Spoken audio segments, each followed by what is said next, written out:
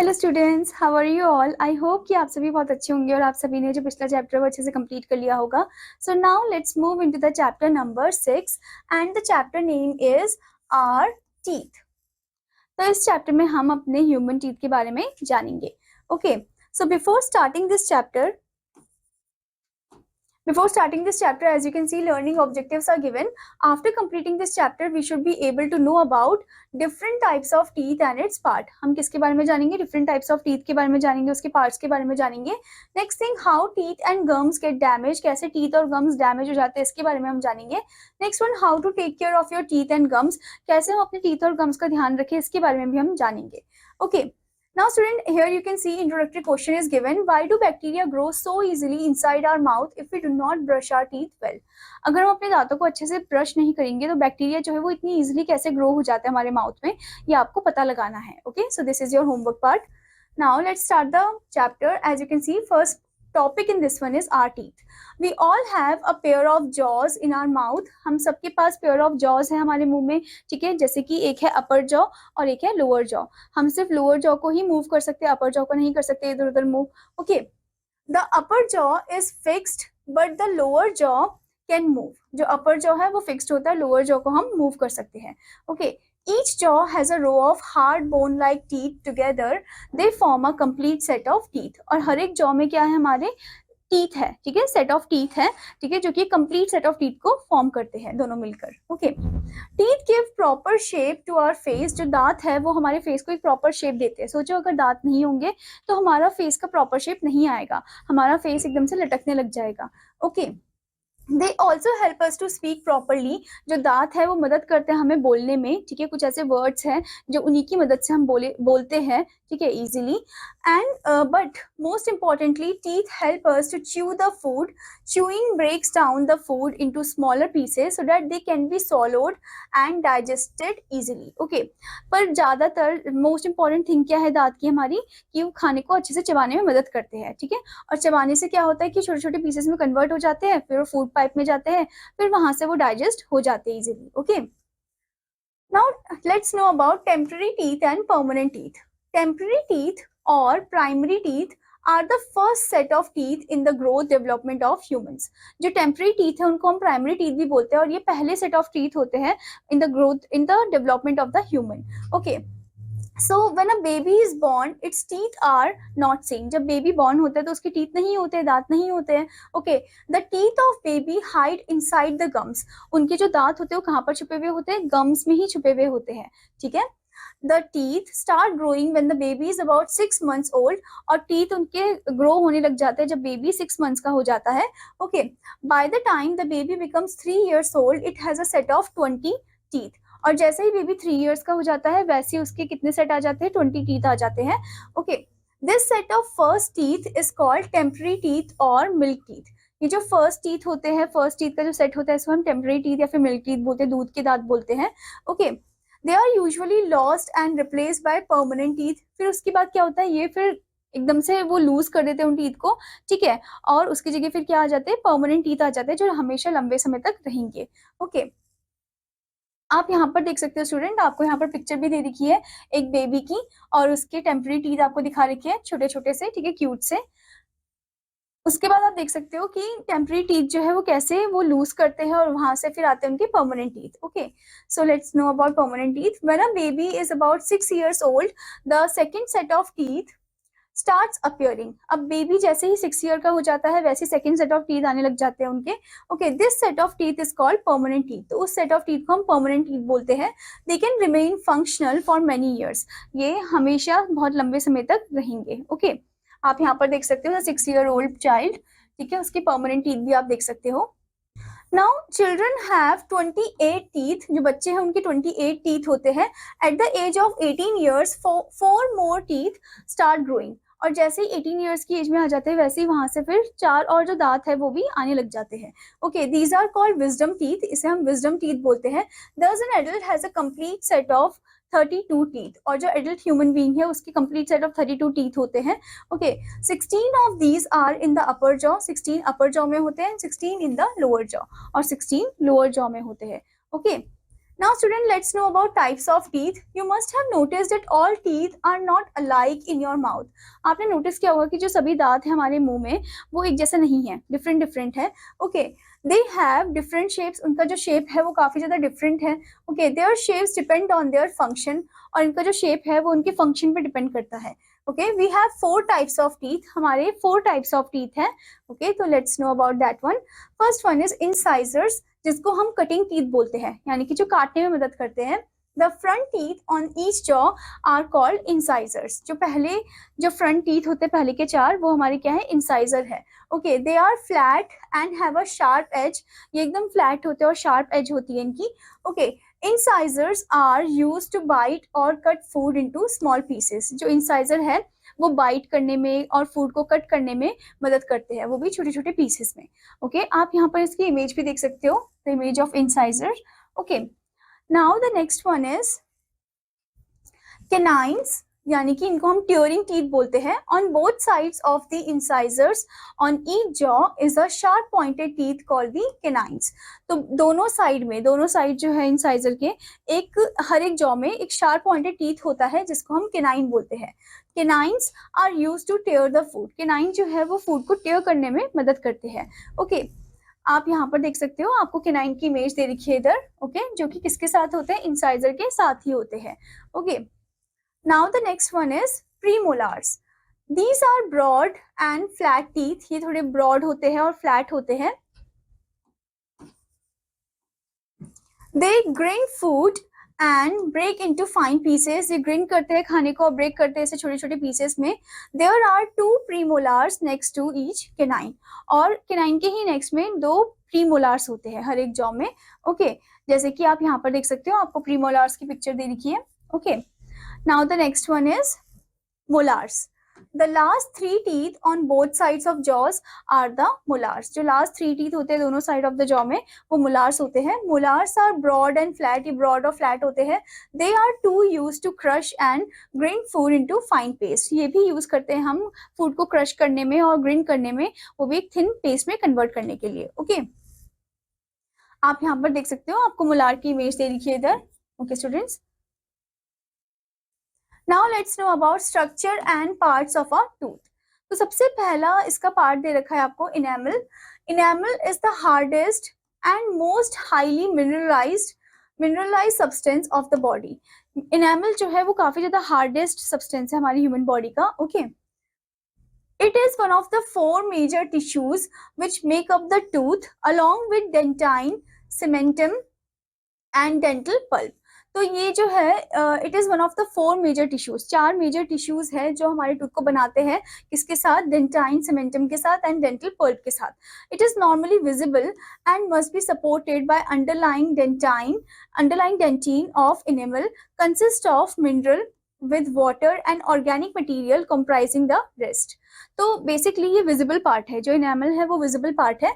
Okay, the normal colour of enamel varies from light yellow to greyish white. जो normal colour है enamel का वो vary करता है to light yellow, from light yellow to the greyish white. Okay, या फिर एकदम white भी हो सकता है. ओके, तो आप यहाँ पर देख सकते हो, आपको यहाँ पर क्राउन एंड रूट पार्ट दे रखा है टीथ का.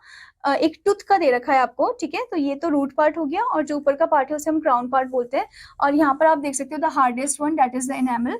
ओके, जो कि एकदम येलो या फिर ग्रेइश व्हाइट टाइप का होता है. Okay, and this is the dentine and this is pulp and this is the cementum. Okay,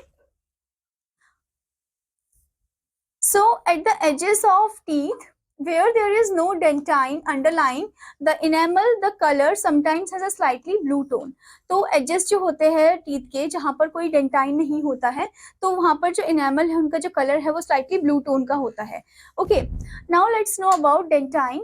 It is the substance between enamel or cementum and the pulp chamber.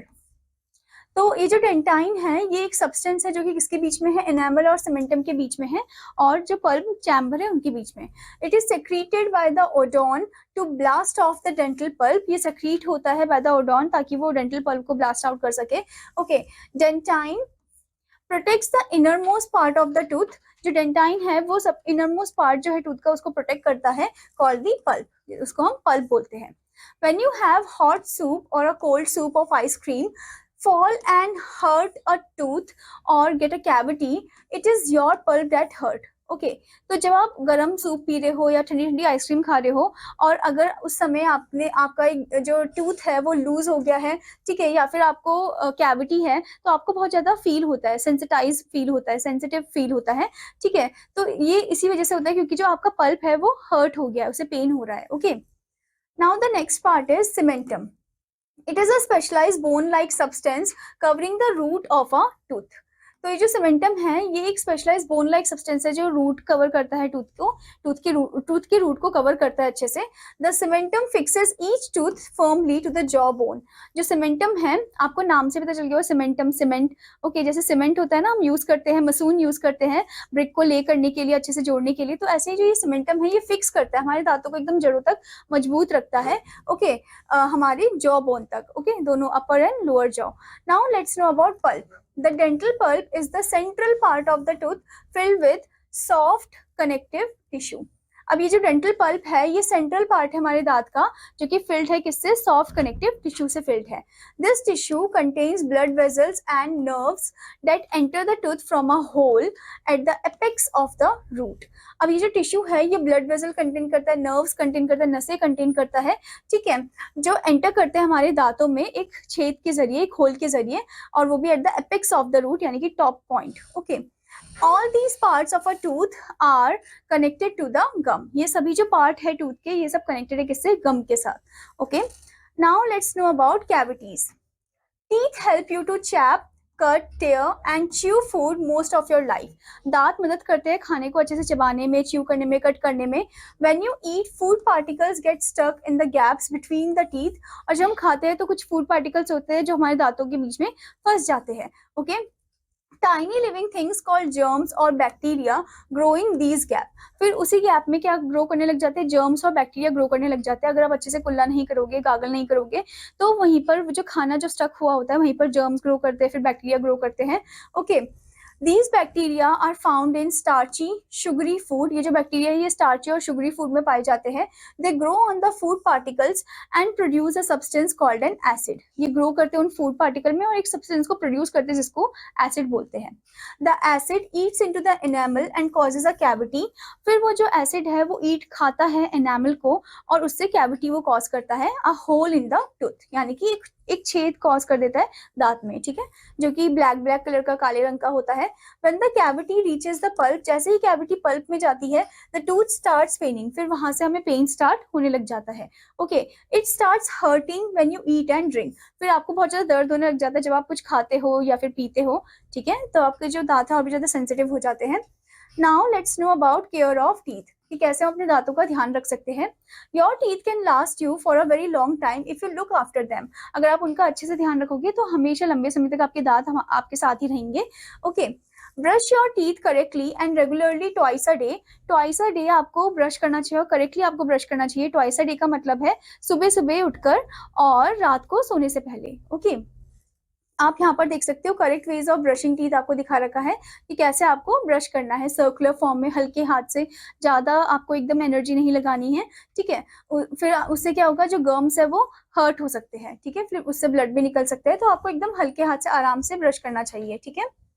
Upward, downward, backward and then circular motion. Okay, Oral hygiene is the practice of keeping the mouth clean and is a means of preventing dental caries, gingivitis, periodontal disease, bad breath, and other dental disorders. अब ये जो oral hygiene है ये काफी ज्यादा important practice है, ठीक है. एंड अगर आप ओरल हाइजीन रखोगे तो आप किन किन बीमारियों से बच सकते हो, आप डेंटल कैरी से बच सकते हो, गियोंगी से बच सकते हो, पीरियोडेंटल डिजीज से बच सकते हो, बैड ब्रेथ से बच सकते हो, और जो दूसरे जो डेंटल डिसऑर्डर्स होते हैं उनसे आप बच सकते हो, ठीक है. It consist of both professional and personal care. अब इसमें दोनों चीज लग रही है, प्रोफेशनल केयर भी और पर्सनल केयर भी. प्रोफेशनल मतलब कि आपको डेंटिस्ट के पास जाना चाहिए हर 6 month. Okay, regular cleaning usually done by dentist and dental hygienist remove tartar, that is mineralized plaque that may develop even with careful brushing and flossing. Okay, तो यहाँ पर अब हमें यहाँ पर हमें बताया गया है स्टूडेंट कि हम अपने दांतों को जब क्लीन करवाने जाते हैं डेंटिस्ट के पास, ठीक है, तो जो रेगुलर क्लीनिंग है उससे क्या होता है, हमारे दांत जो एकदम साफ भी रहते हैं, और जो डेंटल हाइजीनिस्ट है वो क्या करते हैं, टार्टर को रिमूव कर देते हैं। इवन अगर आप अपने दांतों को अच्छे से ब्रश कर रहे हो तब भी क्या होता है कि कुछ ऐसे मिनरल होते हैं जो हमारे दांतों में रहते हैं, तो उन मिनरल को वो रिमूव करते हैं, जो डेंटिस्ट है वो उन मिनरल्स को रिमूव करते हैं, जो मिनरलाइज प्लैग होता है, ठीक है, जो हमारे केयरफुल ब्रशिंग करने के बाद भी आ जाते हैं। Okay, professional cleaning includes tooth scaling using various instruments or devices to loosen and remove deposits from teeth. जो प्रोफेशनल क्लीनिंग है यानी कि जो डेंटिस्ट क्लीनिंग करते हैं हमारे दांतों का, उसमें इंक्लूड होता है स्केलिंग। वो अलग अलग टाइप ऑफ इंस्ट्रूमेंट यूज करते हैं, डिवाइसेस यूज करते हैं ताकि वो लूज आउट कर सके या फिर रिमूव कर सके जो भी हमारी डिपॉजिट है, जो भी दांतों के बीच में कहीं भी है, उन्हें वो हटा सके। Okay, The purpose of cleaning teeth is to remove plaque which consists mostly of bacteria. अब पर्पस इसका क्या है कि प्लैक को हटाना, क्योंकि वो ज्यादातर वो क्या कंसिस्ट करता है, बैक्टीरिया कंसिस्ट करता है। Health care professionals recommend regular brushing twice a day. जो हेल्थ केयर प्रोफेशनल्स है वो रिकमेंड करते हैं कि हम ट्वाइस अ डे ब्रश करें, रेगुलर ब्रशिंग करें, in the morning and in the evening, मतलब सुबह भी और शाम को भी, और आफ्टर मील्स या फिर मील्स के बाद भी, ठीक है, in order to prevent formation of plaque और टार्टर, ताकि हम जो फॉर्मेशन ऑफ प्लैग है या टार्टर है उसको हम हटा सके, उसको हम रिमूव कर सके, उससे गेट रीड कर सके, ठीक है। तो कहीं कहीं पर किसी किसी कंट्री में क्या होता है स्टूडेंट कि वो हर एक मील के बाद ब्रश करते हैं अपने दांतों को, ठीक है, ताकि वो जो प्लैग है वो सबको जो भी दांतों में ऐसे फंस जाते हैं उनको बाहर निकाल सके। Okay, now student, as we have read this chapter, let's move into the summing up point. First one is teeth give proper shape to our face. Next one, primary teeth are the first set of teeth in the growth development of human. Next one, an adult has a complete set of 32 teeth. Next one, the incisors help us to bite and cut food into small pieces. Next one, canines are the sharp pointed teeth. Next one, enamel is the hardest part and most highly mineralized substance of the body. Next one, the dental pulp is the central part of the tooth filled with soft connective tissue. I hope student that you understood this chapter, और आपका homework है कि आपको इस chapter को अच्छे से read करना है, इसके एक्सरसाइजेस भी अच्छे से कंप्लीट करने हैं। Now I will meet you in another class. Till then students, take care. Bye bye.